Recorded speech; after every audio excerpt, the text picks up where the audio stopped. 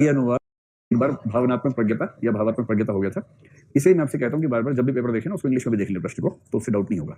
Emotional contagion को फिर से समझा दीजिए, भावनात्मक नकल। इसका मतलब आमतौर पे छोटे बच्चे ऐसा करते हैं, किसी व्यक्ति को किसी भावनात्मक स्थिति में देखा और बिना उस वजह को समझे, बिना उस मनःस्थिति को समझे, उसके व्यवहार की नकल करने लगना, इसको बोलते हैं भावनात्मक नकल।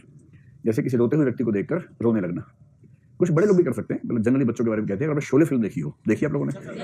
उसमें एक दृश्य है जिसमें जो खलनायक है, जिसका नाम गब्बर सिंह है, गब्बर सिंह के पास 3 उसके लोग आए हैं, खाली हाथ आ गए हैं वापस। उनको भेजा था वसूली करने के लिए, वो खाली हाथ लौट के आ गए। तो गब्बर सजा देने वाला उससे पहले संवाद कर रहा है, उसने पूछा तीनों आ गए खाली हाथ?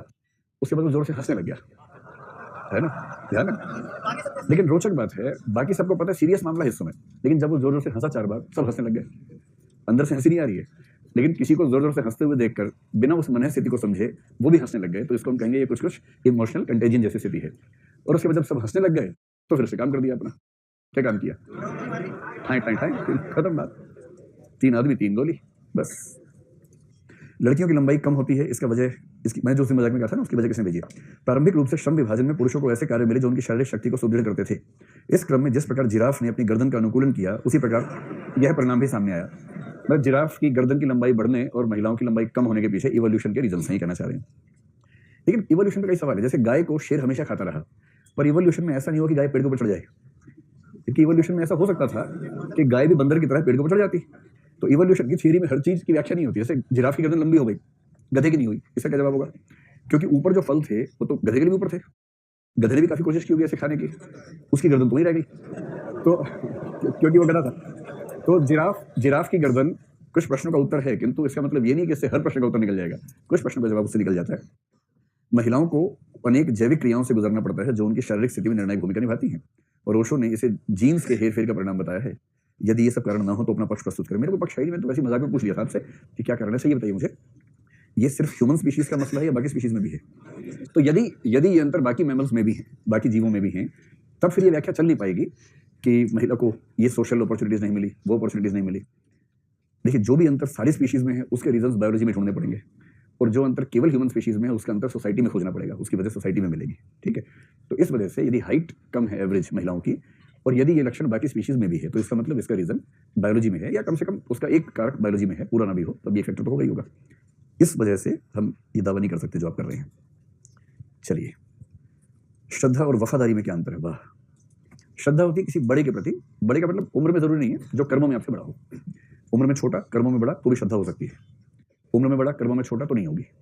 जो कर्मों में आपकी निगाह में आपसे ऊंचा है, या गुणों में, चरित्र में, किसी भी चीज में, उसके प्रति आपके मन में जो एक स्टेबल फीलिंग रहती है उसको बोलते हैं श्रद्धा। वफादारी बड़ों को लेकर नहीं होती है। वफादारी आमतौर पर ऐसे किसी भी व्यक्ति के साथ, या 2 व्यक्तियों के बीच में, या व्यक्ति और संस्था, व्यक्ति और देश, व्यक्ति और समुदाय के बीच में भी हो सकती है, पर उस केस में व्यक्ति की ओर से होगी, तब समुदाय की ओर से अपेक्षा नहीं होगी, देश की ओर से नहीं होगी। तो 2 व्यक्तियों में आपस में हो सकती है, या किसी व्यक्ति में किसी गैर व्यक्ति के प्रति, देश, संस्था, ध्वज किसी के प्रति हो सकती है।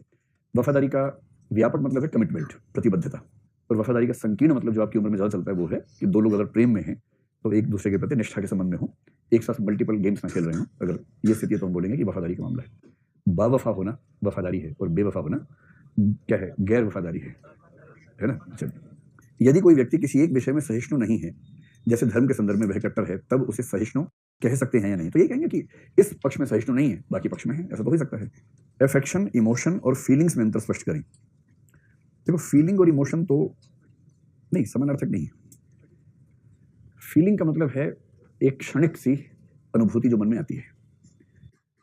इमोशन एक स्टेबल कैरेक्टरिस्टिक है जो हमारे अंदर है, हमारे अंदर इमोशंस हैं, फीलिंग्स आती जाती हैं, इमोशंस रहते हैं। किसी इमोशन का किसी खास मोमेंट पे व्यक्त हो जाना फीलिंग है। तो जैसे कहते हैं कि स्थायी भाव मन में है, वो इमोशंस हैं, भाव है मन में।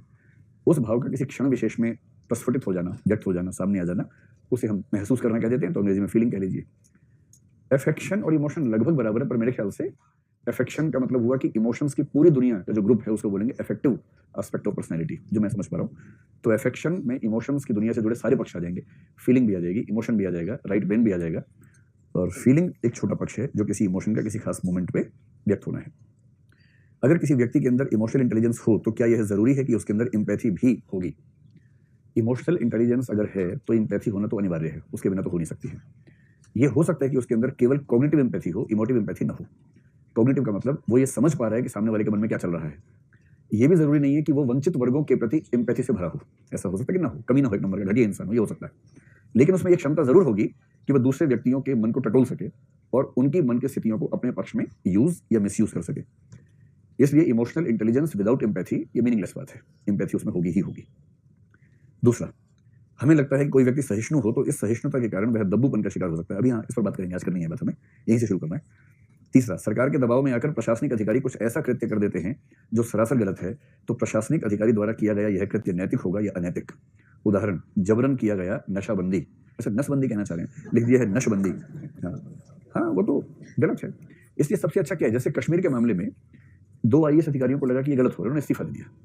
ये बुलंद तरीका है कि मैं सरकार से सहमत नहीं हूँ, इसलिए मैं इस सरकार का काम नहीं करना चाहता हूँ, तो मैं सरकार की नौकरी से इस्तीफा दे रहा हूँ। ये होता है साहस, करेज ऑफ कन्विक्शन, ये होता है। लेकिन सरकार के दबाव में आके कुछ ऐसा करना जो आप करना चाह नहीं रहे थे। देखो, IAS और IPS के पास इतनी पावर होती है, इतनी पावर होती है कि सरकार उसका बाल भी बांका नहीं कर सकती, अगर वो ठीक है तो यदि सरकार कोई गलत निर्णय दे, गलत फैसला करे, तो उसके पास कागजी कार्रवाई करने के इतने विकल्प होते हैं कि वो उस चीज से खुद को अलग कर सकता है। उसके लिए हौसला चाहिए, साहस चाहिए। तो सरकार ने दबाव बनाया, आपने किसी का मर्डर कर दिया, फिर आप कहें कि मैं दबाव में आ गया था, ये नहीं चलेगा, फिर तो फंसना पड़ेगा। इससे अच्छा तरीका है कि सरकार के दबाव में न झुके। जब IAS बने हैं तो रीढ़ की हड्डी तो होनी चाहिए ना, रीढ़ की हड्डी लेके जाइए, उसे यहाँ क्यों छोड़ के जाएंगे। और सरकार का दबाव झेलने के लिए आपको पर्याप्त संवैधानिक सुरक्षा है। अनुच्छेद 312 बहुत अच्छी सुरक्षा प्रदान करता है, उसके आसपास के 1-2 आर्टिकल्स और भी हेल्प करते हैं, 311 भी हेल्प करता है, तो वो सब भी महत्वपूर्ण है। आधुनिकता व पश्चिमीकरण को संक्षेप में बता दो सर, क्या किसी व्यक्ति की वेशभूषा को देखकर उसे मॉडर्न कहा जा सकता है? कुछ नहीं है, ये है आधुनिकता, ये है पश्चिमीकरण, हो गया खत्म, इतना ही होता है, सो सिंपल। जो लॉजिकल है, एम्पायरिकली ठीक है, तार्किक रूप से ठीक है, उसको हम बोलेंगे मॉडर्न। समय के साथ जो भी चीज लॉजिकली एम्पायरिकली अच्छी है वो मॉडर्न है। जो चीज पश्चिम से आई है वो वेस्टर्न है। जो चीजें पश्चिम से आई हैं और मॉडर्न हैं वो वेस्टर्न और मॉडर्न है। जो पश्चिम से भी नहीं आई हैं, मॉडर्न भी नहीं है, ना वेस्टर्न है ना मॉडर्न है, सो सिंपल। जैसे गणित का कोई सिद्धांत, साइंस का कोई सिद्धांत जिसकी रिसर्च पश्चिम में हुई और जिसको हमने यूज किया, वो पश्चिमी भी है, मॉडर्न भी है, इसमें क्या समस्या है। हम तो साइंस जो पढ़ते हैं उसमें ठीक ठाक हिस्सा वहां से आता है ना। एलोपैथी को यूज करते हैं तो पश्चिम से आया है, मॉडर्न है, तो वेस्टर्न मॉडर्न है। कुछ चीजें ऐसी हैं जो मॉडर्न है, हमारी परंपरा की हैं, आज भी ठीक चल रही हैं, वो इंडियन मॉडर्न है। जैसे प्रकृति के साथ हमारा जो संबंध है, नेचर के साथ, उस मामले में हम पश्चिम से बेहतर हैं। सहिष्णुता पश्चिम को हमसे सीखनी पड़ेगी, तो उसमें हम क्या हैं, आधुनिक हैं लेकिन पश्चिमी नहीं है। और कोई ऐसा गधापन जो पश्चिम से लिया किंतु जिसके कोई तर्क नहीं है, व्याख्या नहीं है, लेकिन ले लिया है, वो वेस्टर्न है किंतु मॉडर्न नहीं है। जैसे बहुत सर्दी के मौसम में स्कूल की लड़कियों की यूनिफॉर्म में स्कर्ट लगाना, जो मीनिंगलेस बात है। गर्मियों के मौसम में, मई जून जुलाई के मौसम में वकीलों का काला कोट पहन के कोर्ट में प्रैक्टिस करना, ये वेस्टर्न है पर मॉडर्न नहीं, क्योंकि इसमें मैं दिमाग का इस्तेमाल नहीं किया हुआ है। जजेस को माई लॉर्ड कहना, जो हमने सीखा इंग्लैंड से, क्योंकि वहां के सुप्रीम कोर्ट के जजेस हाउस ऑफ लॉर्ड्स के मेंबर्स होते हैं, इसलिए वो लॉर्ड्स हैं। तो माई लॉर्ड जजेस को हम कहते हैं यहाँ पर, जो पश्चिम से सीखा है। तो आधुनिकता का जो हिस्सा पश्चिम से लिया वो ये वाला है। आधुनिकता का जो हिस्सा खुद ईजाद किया है, कहीं और से लिया, वो ये वाला है। पश्चिम का वो हिस्सा जो लॉजिकल नहीं है पर हमने ढो लिया, वो ये वाला हिस्सा है। क्लैरिटी है। जब भी दो कंसेप्ट में दिक्कत हो, गोला खींच के देखो कि गोला गोले में है, गोला गोले के बाहर है, गोला गोले को काटता है, या गोले गोले पर है। यही 4 संबंध बन सकते हैं। अब शुरू करने का समय आ गया है जी।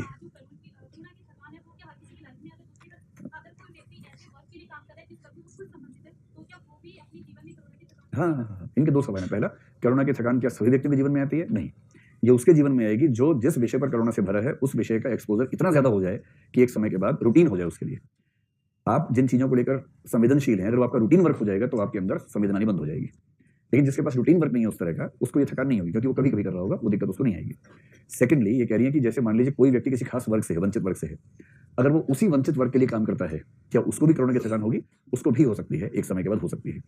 जैसे ही ओवरडोज हो जाएगी ना, उसको थकान होने लगेगी, और फिर कभी कभी चिढ़ भी होने लगेगी उसी समुदाय से, जिस समुदाय से वो है और जिस समुदाय के लिए काफी कुछ करना चाहता है। ऐसा एकदम हो सकता है, मतलब हमारी मनोविज्ञान में ऐसी स्थितियां बनती हैं, आराम से बनती हैं। सिंपल एग्जाम्पल इसे लीजिए ना, कोई महिला अधिकारी है, उसके जीवन का सपना है महिलाओं के लिए जीवन को आसान बनाना है, मुझे अपने जिले में रात दिन महिलाओं के लिए काम करती है।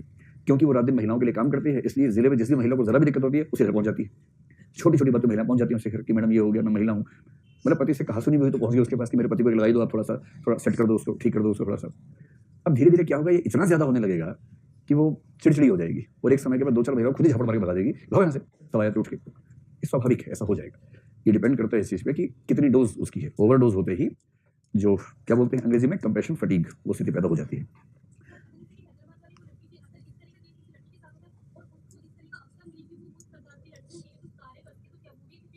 हाँ, ये कह रहे हैं कि हैदराबाद में जिस लड़की के साथ दुर्घटना हुई, यदि मान लीजिए उसको मौका मिलता कि वो महिलाओं की हेल्प कर पाती, ऐसी महिलाओं की जो इस स्थिति से गुजरी हैं, क्या उसको भी ये फटीग होती? मतलब ऐसा नहीं है इसका मतलब कि थकान हो गई तो हो ही गई। वो थकान भी क्षणिक होती है। थकान हुई, कुछ दिन का ब्रेक लिया, उसके बाद फिर से वो स्थिति आ गई। तो थकान स्थायी वस्तु थोड़ा ना है। थकान भी तो एक टेम्परेरी फेज है ना, कुछ समय के लिए आया फिर निकल गया। लेकिन हाँ, इसका उत्तर यही है, इसी को भी हो सकता है। चलिए, आपके सवालात खत्म हो गए हैं, अब हम आगे आते हैं पाठ्यक्रम पर। तो आप ये बताएं कि हम आखिरी क्लास में कहाँ तक पहुंच पाए थे? टॉलरेंस चल रहा था, टॉलरेंस यानी कि सहिष्णुता।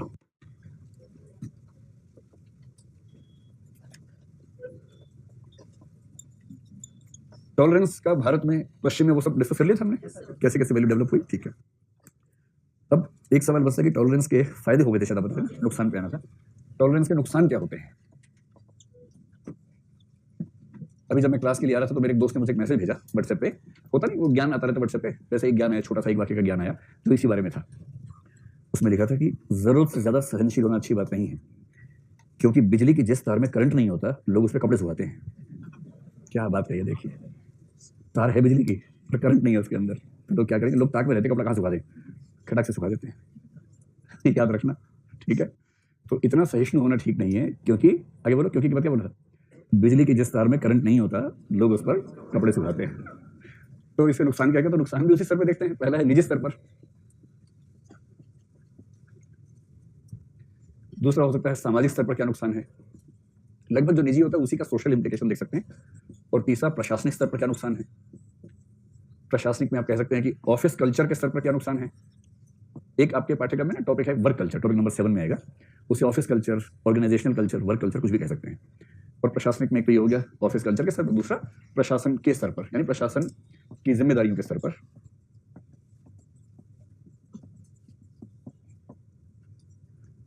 तो इन 3-4 स्तरों पर एक 1-2 पॉइंट्स अगर आपके पास हैं तो आप आराम से बात समझा सकते हैं। देखो, जब भी सहिष्णुता पर बात लिखनी हो ना, मैंने कई आंसर देखे हैं जो किसी कोटेशन से बात शुरू करते हैं, बड़ा फायदा होता है। कोई अच्छी कहानी रामायण महाभारत टाइप की, उसको भी इस्तेमाल करें तो अच्छा हो सकता है। अगर 150 शब्दों में लिखना हो ना तो आप ऐसा कोट कर सकते हैं।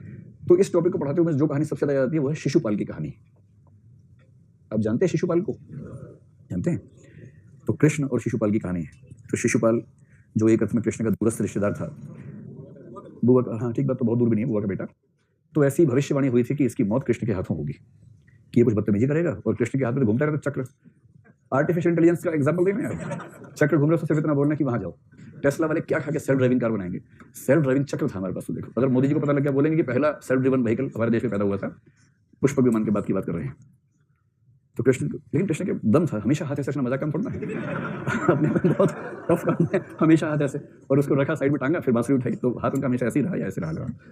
तो कृष्ण से शिशुपाल की मम्मी ने रिक्वेस्ट की कि देखो कृष्ण, हम तो घर के लोग हैं, मेरे बेटे की कुंडली में लिखे तुम्हारे हाथों मरेगा, ये बदतमीज है, मैं जानता हूँ, लेकिन इसको माफ कर देना।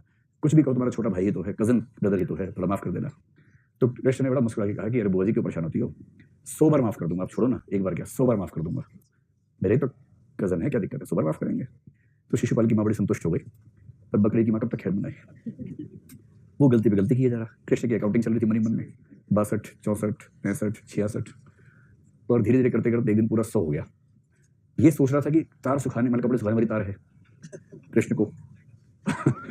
तभी लाइट आ गई उसके अंदर, और फिर कृष्ण ने चक्र से बोला जा भाई, काम निपटा के इसका। वो चक्र बहुत सही था, आदमी कहीं भी छुप जाए पीछे पीछे आता था। वो जीपीएस और सारा उसमें नेविगेशन वगैरह सब उसमें इनबिल्ट था। आदमी जहाँ जाएगा उसमें भी गर्दन पे ही जाता था, यानी गर्दन से पैर काट के आएगा, ऐसा नहीं। नेविगेशन 5 मीटर वाला नहीं, बॉडी के अंदर भी गर्दन पे नेविगेट करना है, ऐसी नेविगेशन। और सीधे सीधे चक्र जा रहा है, वो आदमी घुस रहा है, यहाँ भाग रहा है, वहां भाग रहा है, चक्र पीछे पीछे जा रहा है, अंत में गर्दन काट के ही लौटा।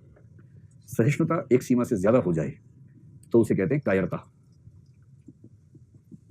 सहिष्णुता एक सीमा से ज्यादा हो तो बन जाती है कायरता। इसलिए कहा गया क्षमा शोभती उस भुजंग को जिसके पास गरल हो। तो चाहे तो इस कविता को ब्रैकेट में लिख देना। किसकी कविता जानते हैं? हाँ, रामधारी सिंह दिनकर। क्षमा शोभती उस भुजंग को जिसके पास गरल हो। जिस सांप के पास जहर है वो ना काटे तो मजे की बात है, जिसके पास है ही नहीं, वो कहीं काट नहीं रहा हूं तो क्या मतलब है इस बात का? दम हो और उसका इस्तेमाल न करें तो सहिष्णुता है, वरना कहेगी सहिष्णुता। तो पहली चीज है कि अगर आप सहिष्णु हैं, अति सहिष्णु हैं, तो लोग आपको कायर समझेंगे, ऐसा हो सकता है। दूसरा ये हो सकता है कि क्योंकि आप, अच्छा इसी कायरता को आपने जो प्रश्न भेजा दब्बूपन कह दिया, तो आपको लोग दब्बू मान लेंगे, कायर मानेंगे, डरपोक मानेंगे, है ना, कुछ भी ऐसा, जो भी शब्द आपको इनमें से प्रिय लगे, डरपोक, कायर, दब्बू, इनमें से कुछ ना कुछ मान लिया जाएगा। जबकि आप किसी का कुछ बिगाड़ सकते हैं, पर आपने तय किया कि आप अपनी शक्ति का मिसयूज नहीं करेंगे, और क्योंकि आपने तय कर लिया, सामने वाला उड़पटांग करके किए जा रहा है, आप लगातार झेल रहे हैं, तो एक समय के बाद लोग मानने लगते हैं डरपोक आदमी है, इसके बस की बात नहीं है। इसलिए बीच बीच में ना सैंपल दिखाते रहना चाहिए। हर 6 महीने 1 साल में एक आध सैंपल दिखाते रहेंगे तो ये भरोसा बना रहेगा कि हाँ सहिष्णु है, डरपोक नहीं है। तो सैंपल्स देखते रहें, ठीक रहता है। हाँ, सर्जिकल स्ट्राइक की तरह एक आध सैंपल दिखाते रहिए। नहीं, मोदी जी के बारे में कोई ये तो नहीं कि टायर हैं, उनके तो साहस से लोग डरते हैं कि पता नहीं कब किस दिन साहस थोड़ा और बढ़ जाएगा। ये तनाव रहता है, वो तनाव तो है देश को। चलिए, दूसरा ये होता है कि यदि कोई व्यक्ति सहिष्णु है तो ऐसा हो सकता है कि लोग उसका मिसयूज कर लेते हैं। देखिए, सबसे खराब फीलिंग होती है कि किसी ने आपको यूज कर लिया, और उसमें भी एक खराब फीलिंग में खराब गुना खराब कर दें तो किसी ने आपको मिसयूज कर लिया।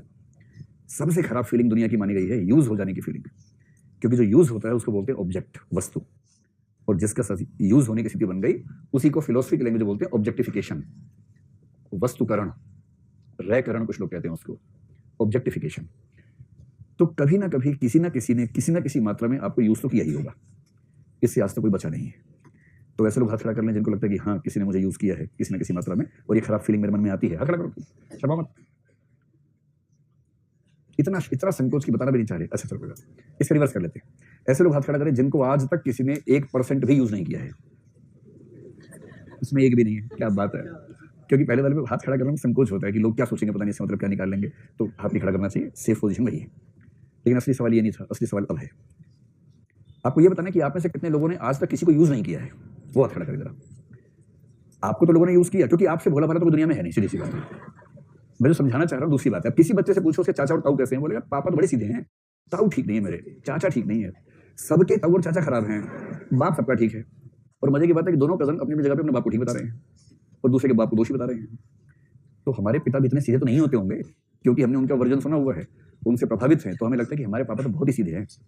सारी खराबी मेरे दादा के बाकी बच्चों में आई, मेरे पापा में नहीं आई। जेनेटिक मतलब कुछ मैनिपुलेशन हुआ बाकी बच्चों में, इनमें तो नहीं हुआ। ठीक वैसे ही आप सबको किसी न किसी ने यूज किया है और आपने उसकी लिस्ट बना रखी कि आईपीएस बनने के बाद इन सबको भगवान के दरवाजे पहुंचा के आऊंगा।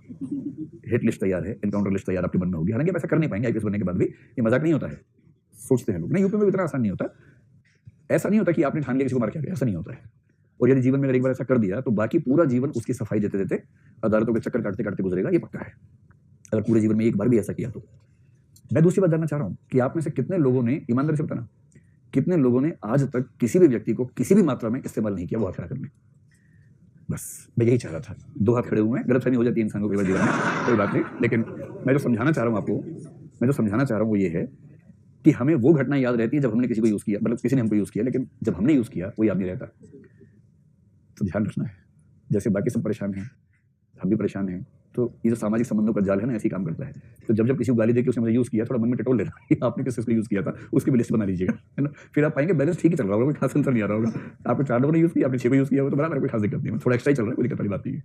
तो ये समस्या आती है सहिष्णु व्यक्ति के साथ ज्यादा आती है। देखिए सीधी सी बात है, अगर कोई मान लीजिए इंडिविजुअल बहुत विनम्र है, सहिष्णु है, ये संभावना ज्यादा है कि आप उसको मिसयूज करेंगे तो वो रिटेलिएट नहीं करेगा, क्रोध भरी प्रतिक्रिया नहीं देगा, हंगामा नहीं करेगा, चिल्लाएगा नहीं, और इस वजह से उसके यूज हो जाने की संभावना बढ़ेगी। और यदि कोई पुरुष या महिला ऐसा है जो बात बात पे हंगामा कर देता है, आप उससे, जैसे आपके घर जाके चीनी भी उससे अगर मांग ली पड़ोसी होने के नाते, इसी पे हंगामा वहीं शुरू तुरंत, इस आदमी को कोई मिसयूज नहीं कर सकता, सीधी सी बात है। ये अलग बात है कि संबंधी खत्म हो जाएंगे समाज से तो अंततः नुकसान में रहेगा, लेकिन इसको मिसयूज नहीं कर पाएंगे।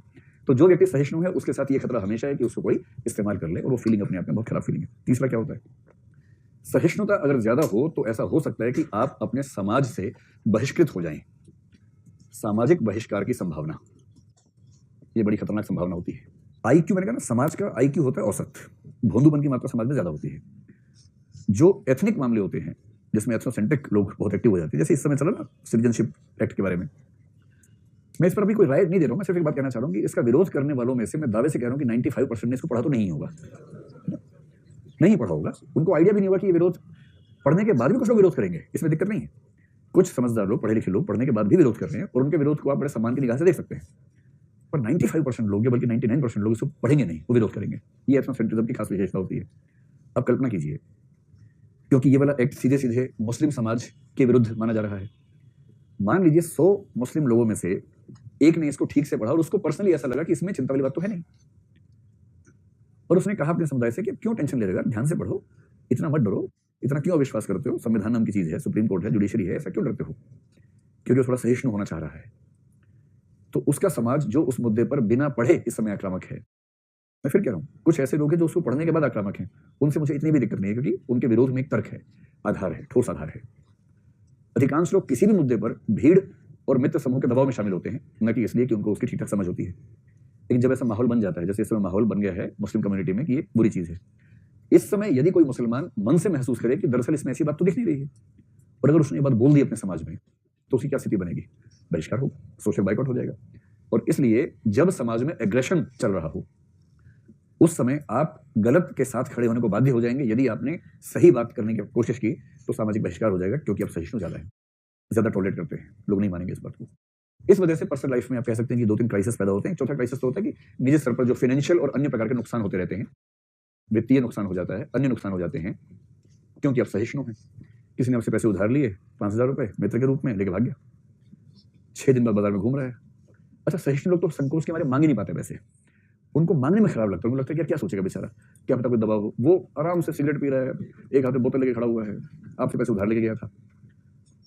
अब आप उससे मिल भी रहे हैं तो आपकी नजर झुकी है कि कहीं उसको बुरा ना लग जाए मैं कुछ कह दूं तो। आप पूछें हाँ और ठीक हो गया? हाँ एकदम ठीक है, आप बताओ। आप कह रहे अच्छा सब ठीक है? हाँ एकदम ठीक है, बोलो कुछ बोलना चाह रहे हो क्या? नहीं नहीं कुछ नहीं। आपको ही खराब लग रहा है, कैसे मांगू? कौन से पैसे? आपके ही पैसे, कैसे मांगू? पर सामने वाला जानता है बहुत टॉलरेंट आदमी है, मांग नहीं पाएगा, वो जीवन भर नजर भी मिलाएगा धूमधाम से आपसे, पैसे की बात ही नहीं करेगा। और जिस दिन आपने एक बार कह दिया कि पैसे की जरूरत थी, ऐसा फिर उसको बोलेगा, इमोशनली ब्लैकमेल करेगा, बस नहीं सहन हुआ ना, थोड़ी सी हेल्प अगर दोस्त की संकट में, सूद मांगने आ गए, तो अब कैसे ही हमला झेलेंगे? आप सहिष्णु होकर नहीं भैया बुरा मत मानो, पैसा भाड़ में जाए, बस संबंध खराब नहीं होना चाहिए। उसे तो यही चाहिए था, कह रहे चलिए ठीक है, आज से ऐसे बोलना मत, जीवन में जब होंगे, जीवन में जब पैसे होंगे ब्याज सहित चुकाऊंगा। और मन में क्या बोल रहा है, जीवन में ऐसा होगा ही नहीं कभी। और आप में इतनी हिम्मत नहीं कि आप कह सके कि भैया जिस दिन मांगे थे तुमने 3 दिन का टाइम लिया था और इस बार तो 6 साल हो गए हैं, तुम्हारी स्थिति भी ठीक ठाक दिख रही है, आप कह नहीं पाएंगे। तो बहुत सारे मामलों में वित्तीय और अन्य नुकसान होंगे, ये नुकसान होता है अगर आप सहिष्णु हैं तो। ठीक है, ये सब नुकसान तो है ही। कि आप में से कुछ लोग ऐसे हैं जिन्होंने ऐसा नुकसान झेला कभी, है ना? हाथ खड़ा करो। अच्छा, जैसे नुकसान झेलने की बात करता हूँ सबके हाथ खड़े हो जाते हैं। अब इसका उल्टा बताओ, आप में से कितने लोगों ने किसी सहिष्णु व्यक्ति को ऐसा नुकसान पहुंचाया है? इसमें नहीं मिलते लोग, पता नहीं कहाँ चले गए वो लोग। सारे अच्छे लोग इकट्ठे हुए हैं, खराब वाले बाहर हैं, है ना? ठीक है, चलो सामाजिक नुकसान में कुछ खास नहीं, इन्हीं बातों को आप थोड़ा सा समझा दें। देखिए, एक कंसेप्ट है, हर समाज में विभिन्न पैरामीटर्स पर मेजोरिटी और माइनॉरिटी का या बहुसंख्यक और अल्पसंख्यक का मसला चलता रहता है। अल्पसंख्यक की परिभाषा हमारे संविधान में है नहीं, क्योंकि संविधान निर्माताओं को पता था कि इस पंगे में उलझना ठीक नहीं है, क्योंकि जो परिभाषा देंगे मामला फंस जाएगा, तो कोई परिभाषा है ही नहीं। सुप्रीम कोर्ट से पूछा गया, सुप्रीम कोर्ट ने पता नहीं कौन सी बुद्धि लगाई उस दिन, सुप्रीम कोर्ट ने कहा कि जो 50% से कम है वो माइनॉरिटी है। So simple. इसका मतलब यह हुआ कि अगर एक स्टेट की पॉपुलेशन में 3 धर्मों के लोग रहते हैं, एक है 40%, एक है 30% या 32%, एक है 28%, तो माननीय सर्वोच्च न्यायालय की व्याख्या के अनुसार से उस राज्य में 100% लोग माइनॉरिटी हैं, क्योंकि बड़ा सिंपल नियम है 50%। तो जो 50% से कम है वो माइनॉरिटी है। जबकि माइनॉरिटी की अच्छी परिभाषा केवल संख्या के बेस पे नहीं होती है। संख्या 20% हो और इकोनॉमिक्स में या वेल्थ में उसका अनुपात 80% हो और आप उसको माइनॉरिटी कह के आरक्षण भी देने लगेंगे ऊपर से, इससे बड़ा गधापन क्या हो सकता है? इसलिए किसी को माइनॉरिटी या अल्पसंख्यक मानने में बहुत जरूरी है कि आप उसका सोशल नंबर्स तो देखेंगे, साथ में social, educational, economic, administrative participation, वो सब पैरामीटर्स देखेंगे, तब जाके एक मैट्रिक्स बनेगा। उस मैट्रिक्स के बेस पे तय करेंगे कि माइनॉरिटी किसको मानना चाहिए, किसको नहीं मानना चाहिए। हाँ, सुप्रीम कोर्ट ने एक समझदारी की बात कही उस मामले में, लेकिन वो इंप्लीमेंट नहीं हो पाई। पहले क्या था कि पूरे देश में तय करेंगे कोई माइनॉरिटी है। इसका मतलब ये हुआ कि जैसे मुसलमान है, पूरे भारत की आबादी में 14% के आसपास है, इसलिए वो माइनॉरिटी है। लेकिन अगर वही लोग लक्षद्वीप में पूरी मेजोरिटी में हैं, तो भी उनको देश में माइनॉरिटी का दर्जा मिलेगा, लक्षद्वीप भी माइनॉरिटी ही माना जाएगा। ये है गधेपन का दूसरा स्तर। कश्मीर घाटी में भी उनको माइनॉरिटी माना जाएगा, जबकि उनकी आबादी किसी भी अन्य धर्म से ज्यादा है। ये क्या तरीका हुआ? तो सुप्रीम कोर्ट ने एक पासिंग रेफरेंस में ये निर्देश दिया, निर्देश तो क्या दिया, ये ऑब्जर्वेशन दिया कि माइनॉरिटी का फैसला केवल सेंट्रल बेसिस पे नहीं होना चाहिए, वो हर स्टेट के बेस पे होना चाहिए, राज्य के स्तर पे होना चाहिए। उस बेस पर कई पिटीशन, अभी एक पिटीशन तो भी 2 दिन पहले पिटीशन है, किंतु सुप्रीम कोर्ट ने उसको एक्सेप्ट किया नहीं। ये होना चाहिए। और किसी किसी स्टेट में ऐसा भी हो सकता है कि किसी स्टेट के अंदर डिवीजन ऐसा करना पड़े, डिस्ट्रिक्ट या ग्रुप ऑफ डिस्ट्रिक्ट्स में, कि इन डिस्ट्रिक्ट्स में ये माइनॉरिटीज हैं और इनमें ये मेजॉरिटी है। तो कम से कम जिले स्तर की स्कीमों में माइनॉरिटी और मेजॉरिटी का डिफरेंस वहां जाना चाहिए। लेकिन हम एक बहुत ही सरलीकरण की दुनिया में चलते हैं और इसलिए ये मान के चलते हैं कि माइनॉरिटी वही है जो देश की आबादी में माइनॉरिटी है। तो भी खैर मैंने चलते आपको बताया कि कभी इस पर डिबेट हो इंटरव्यू में, आप बताएं कि इस परिभाषा में समस्याएं आती हैं। बहरहाल देखो, माइनॉरिटी होती है 2 प्रकार की। एक तो वो माइनॉरिटीज हैं जो इतनी माइनॉरिटी हैं कि उनके अंदर हिम्मत नाम की चीज नहीं होती। जैसे भारत में ईसाई लोग हैं, भारत में बौद्ध लोग हैं, है ना, पारसी हैं, यहूदी हैं, जैन हैं। अगर किसी माइनॉरिटी की संख्या बहुत कम हो और उसका कंसंट्रेशन किसी खास इलाके में है, ऐसा भी ना हो, तो वो माइनॉरिटी हमेशा दबाव में रहती है। जैसे भारत में आपको हिंदू ईसाई दंगे आमतौर पर नजर नहीं आएंगे, ईसाई लोग चुपचाप, नागालैंड फिर अलग स्थिति हो जाएगी ना, वहां वो माइनॉरिटी नहीं है, वहां फिर वो मेजोरिटी हो जाएंगे। ईसाई लोग चुपचाप कन्वर्जन करते रहेंगे और हिंदू लोग बीच में जाके दूसरा को जला के आ जाएंगे। लेकिन डायरेक्ट क्लैश आपको दिखे दो समुदायों के बीच में वो नजर नहीं आएगा। हिंदू जैन संघर्ष, मुस्लिम जैन संघर्ष, ये सब नजर नहीं आएंगे आपको आमतौर पर। एक सिख समुदाय के साथ पंजाब के अंदर आया, क्योंकि सिख समुदाय पंजाब में कंसंट्रेटेड है और सिख समुदाय का इतिहास बहुत ही साहस भरा इतिहास है। तो जिस माइनॉरिटी के इतिहास में या कल्चर में साहस का बहुत मूल्य होगा और उनकी कंसंट्रेशन किसी स्थान पर होगी, वहां आपको डायरेक्ट क्लैशेस दिखाई पड़ेंगे, वरना डायरेक्ट क्लैशेस आमतौर पर नजर नहीं आएंगे। फिर क्या होता है, कुछ माइनॉरिटी ऐसी होती है जो माइनॉरिटी है किंतु उतनी माइनॉरिटी नहीं है कि उनका एक ठोस संगठन काम ना कर सके। जैसे भारत में ये स्थिति केवल इस्लाम के साथ है। इस्लाम की पॉपुलेशन जो इनिशियली 9% के आसपास है, इस समय 14% के आसपास है, और हिंदू पॉपुलेशन जो पहले 80+ थी, अब वो 79.8% के आसपास 2011 के सेंसस में हुई है। पहली बार वो 80% से थोड़ी सी कम है। मैं जो डेटा दे रहा हूँ व्हाट्सएप से नहीं दे रहा हूँ, मैं भारत के सेंसस से डेटा दे रहा हूँ। व्हाट्सएप विश्वविद्यालय के हिसाब से तो 20 साल पहले 90% थे, अब 40% रह गए हैं। तो मैं आपको सेंसस का डेटा बता रहा हूँ। जी, क्या मुस्लिम है? अरे प्रभु मेरी बात सुनो, मैंने कहा माइनॉरिटीज में कुछ ऐसे हैं जो इतने माइनॉरिटी हैं कि उनमें संघर्ष का साहस नहीं है। नहीं, सेंसस में तो सबके बारे में है ही। मैंने बताया कि इस सेंसस में मुस्लिम्स का अनुपात इतना हो गया, बाकी सब आमतौर पे 2, 1, आधा, 1.5, सवा, पौना इतना परसेंट है। एक माइनॉरिटी है जो 1%, आधा परसेंट, 2% नहीं है, वो 14% है। 14% बहुत छोटा नंबर नहीं होता है, बड़ा तो नहीं होता है पर बहुत छोटा नंबर भी नहीं होता है। 14% नंबर इतना होता है कि वो कौम या वो समूह या वो समुदाय अपने हितों, अपने मूल्यों, अपने जो आइडेंटिटी है, अस्मिता है, उसके लिए संघर्ष करने की शक्ति कम से कम रख सकता है।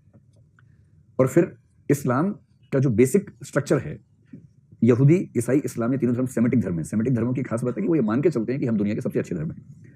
इनमें से यहूदी धर्म धर्मांतरों में विश्वास नहीं करता, बाकी दोनों धर्म धर्मांतरों में विश्वास करते रहे हैं, कुछ मात्रा में आज भी करते हैं। इसलिए हिंदू जैन दंगे कभी सुनाई नहीं पड़ेंगे आपको जीवन में। कभी आप सुने हिंदू जैन दंगा हो गया, सुनेंगे नहीं। जैन आदमी से दंगा करना बड़ा मुश्किल काम है, वो अहिंसक है बहुत ज्यादा, वो दंगा नहीं करेगा।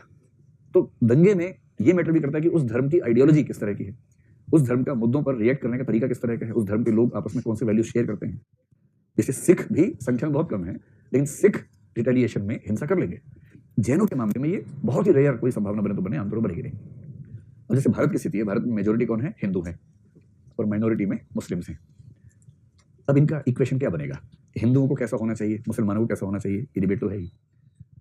हिंदू लोग यदि सहिष्णु हैं और एक मल्टीकल्चरल सोसाइटी में किसी भी डोमिनेंट ग्रुप को, किसी भी मेजोरिटी ग्रुप को सामान्यतः सहिष्णु होना ही चाहिए, ये सामान्य बात है। किंतु मेजोरिटी में क्या होगा कि मेजोरिटी समुदाय में भी दोनों तरह के लोग पाए जाते हैं। कुछ जो समझदार हैं और बहुत सारे जो गधे किस्म के हैं। हर समुदाय में बौद्धिकता और गधेपन का अनुपात प्रायः बराबर रहता है, कोई खास अंतर उससे नहीं आता है। तो ये गधे लोग क्या करेंगे, ये व्हाट्सएप विश्वविद्यालय पे कहाँ से तथ्य खोज के लाएंगे, ऐसा डेटा बना के डालेंगे कि आप कन्विंस हो जाएंगे कि अरे बाप रे बाप, अगर मैंने इसको शेयर नहीं किया मैसेज को तो हिंदू भारत में अल्पसंख्यक हो जाएगा अगले आधे घंटे में। इसको 8 व्यक्ति को शेयर करने को लिखा है, तभी देश में हिंदू बचेगा। आपने खटाखट 8 को शेयर किया और ऐसे करते करते पूरे देश में वो गधापन फैल गया। किसी एक भी व्यक्ति में इतना मन नहीं होगा कि तथ्य को चेक तो कर ले, कोई चेक नहीं करेगा, सब फॉलो करेंगे उन तथ्यों को। उधर मुस्लिम भी ऐसा कर रहे हैं, उनके अपने ग्रुप चल रहे हैं, उसमें तथ्य चल रहे हैं। अब जो समझदार हिंदू सहिष्णुता की बात करेगा, अपने ही समाज में उसका बाइकआउट होना शुरू हो जाएगा। जब सांप्रदायिकता फैलती है ना, तो सांप्रदायिकता सबसे पहले अपने समुदाय के जयचंदों को ढूंढती है। उन सबको जयचंद कहा जाता है। मतलब मैं अपने खानदान में जयचंद माना जाता हूँ, ठीक ठाक जयचंद में अपने खानदान में, क्योंकि हमारे खानदान में सब लोग घोर सांप्रदायिक टाइप के लोग हैं। इस मामले में व्हाट्सएप पे ऐसा भेजते रहते हैं सब लोग मिलजुल के, स्पेशली बुढ़े टाइप के लोग जो हैं ऐसा भेजते हैं, उनको लगता है कि बस उनके मरने से पहले हिंदू राज्य बन जाए तो ठीक हो जाए सब चीजें, इस भाव में रहते हैं। और अगर आपने एक वाक्य लिख दिया कि फूफा जी, मामा जी, चाचा जी, ताऊ जी, क्या आपने तथ्य को चेक किया है, फिर उनका जवाब पता क्या आएगा, इसीलिए पढ़ाया था तुम्हें, बड़े होकर यही बदतमीजी करो, बड़ों का सम्मान करना भूल गए, इतने से थे जब स्कूल ले गए तुम्हें, तो इतना ही तो बड़े कैसे ले जाओगे भाई बच्चा इतना ही होता जब लेके जाते हैं, ये क्या बात है। उस मूर्खता से, उस संचित और सामूहिक मूर्खता से कौन टकराएगा। और इसलिए सहिष्णुता यदि मेजोरिटी ने बरती तो वो कायर माने जाएंगे, और फिर उस समुदाय के जो उग्रवादी लोग हैं, जिनकी संख्या शुरू में कम होगी, वो उग्रवादी लोग इन सहिष्णु लोगों पर भारी पड़ेंगे और ये माहौल बना देंगे कि हमारे समुदाय के जो सहिष्णु लोग हैं वो दरअसल हमारी कौम के दुश्मन हैं, हमारे समुदाय के दुश्मन हैं। जैसा माहौल कुछ मात्रा में इस समय है। इस समय हिंदू समुदाय का कोई व्यक्ति सरकार की नीतियों का विरोध करना चाहे तो विरोध करते ही उस पर तुरंत एक लेबल लग जाएगा कि देशद्रोही तो है ही, कौम द्रोही तो है ही है, देशद्रोही भी लग रहा है देखने में, ये हो जाएगा। तो मेजोरिटी क्या करे, इस पर दो मत हैं। एक मत है उन लोगों का जो थोड़े से उदार लोग हैं, जिनमें एक व्यक्ति का नाम हमेशा ध्यान रखिए, जॉन रॉल्स। जॉन रॉल्स जैसे लोग, देखिए जॉन रॉल्स क्या है, महात्मा गांधी जब पश्चिम में पैदा हुए तो उनका नाम जॉन रॉल्स हो गया, ये ध्यान रखिए हमेशा। तो इन दोनों का बेसिक सॉफ्टवेयर, सिस्टम सॉफ्टवेयर एक जैसा है, इसलिए महात्मा गांधी जैसा जैसा सोचते हैं वैसा वैसा पश्चिम में जॉन रॉल्स सोचता है। और महात्मा गांधी सहिष्णुता के चक्कर में ही मरे। जो बहुसंख्यक में सहिष्णु होगा, बहुसंख्यक में ही उग्रवादी उसको दुश्मन मान लेंगे, बाइकआउट भी करेंगे। जहां बाइकआउट नहीं कर पा रहे, जैसे महात्मा गांधी का बाइकआउट कोई क्या कर लेगा? वो आदमी मरने के 50-60 साल के बाद भी, 70 साल बाद भी नोट पे छपा हुआ अब तक, कैसे बाइकआउट कर लोगे उसका? अंत में एक ही रास्ता है कि इसके जीते जी नहीं होगा तो इसको मार देना चाहिए। फिर नथुराम गोडसे मारेगा उसको, फिर किताब लिखेगा कि मैंने गांधी को क्यों मारा, और उसमें तर्क देगा बहुत सारे। उसका भाई गोपाल गोडसे पूरी किताब लिखा गांधी वध और मैं, उसमें तर्क देगा कि मेरे भाई ने ऐसा क्यों किया, क्यों वो देशभक्त आदमी था। और ये सब एक वर्जन बनेगा, एक खास किस्म के जो उग्र लोग हैं उनका वर्जन बनेगा। तो एक मत आजकल दुनिया भर में है कि जो मेजोरिटी है उसको सहिष्णुता नहीं होनी चाहिए, चाहे माइनॉरिटीज उस सहिष्णुता का कुछ मात्रा में मिसयूज कर लें। इसको बोलते हैं पैराडॉक्स ऑफ टॉलरेंस। ये पैराडॉक्स है। पैराडॉक्स को हिंदी में बोलते हैं अंतर्विरोध या विरोधाभास। सही शब्द तो अंतर्विरोध है, लेकिन प्रचलित है विरोधाभास। तो कभी आपके सामने टर्म आ जाए द पैराडॉक्स ऑफ टॉलरेंस,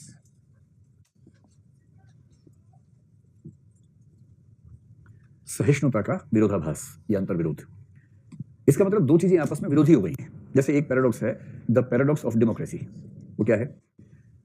जो समझदार आदमी है डेमोक्रेसी में, उसकी वोट देने में रुचि नहीं बनेगी, क्योंकि उसको कैलकुलेशन करनी आती है, और कैलकुलेशन से वो समझता है कि मेरे वोट की वैल्यू नेग्लिजिबल है, नहीं के बराबर है। 25 लाख वोटर्स के वोट से एक व्यक्ति जीतने वाला है, मेरे वोट की कीमत है 1/25 लाख। इतनी सी कीमत का वोट लेके वोट देने जाऊंगा, इससे क्या फायदा होगा? जो जीतेगा आमतौर पर 1 लाख वोट से जीतेगा, 2 लाख से जीतेगा। उस 2 लाख वोट से जीतने वाला आदमी अगर मेरी वजह से 2 लाख 1 से जीत गया तो क्या फर्क पड़ता है?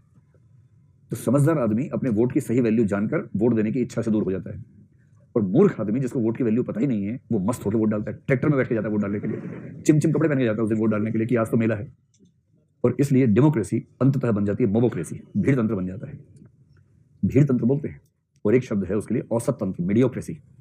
Democracy in itself is mediocrity, औसत तंत्र है, क्योंकि बुद्धिमान लोग लोकतंत्र में रुचि लेना बंद कर देते हैं। यह है डेमोक्रेसी का पैराडॉक्स, कि सबसे बुद्धिमान व्यवस्था बुद्धिमानों को रुचि लेने से रोक देती है। कैसे काम चलाए?